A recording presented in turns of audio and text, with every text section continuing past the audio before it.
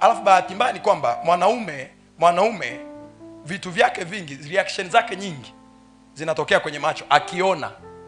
Akiona kuisha. Ile Biblia inasema eti kwamba ukimwangalia, Biblia inasema ni kumwangalia mwanamke na kumtamani. Hajasema mwanaume ukimwangalia mwanaume. Ameweka ukimwangalia mwanamke kwa sababu hapa wanaoadresiwa hapa ni wanaume.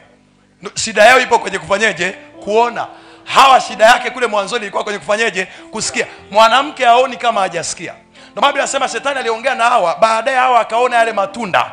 Akaona baada ya kusikia, akaona yale matunda ni mazuri, yanatamanika kwa macho. Maana yake wao kuona kwao kuna amshwa na wanachosikia. Ila sasa mwanaume kila kitu ni hapo hapo. Ni kuona. Akiona tu imeisha hiyo, mwambie imeisha hiyo. Ndio matangazo yote ambao wanataka wateja wao wawe wanaume. Kuna aina watu wanawatumia. Na kuna namna watu wanavaa.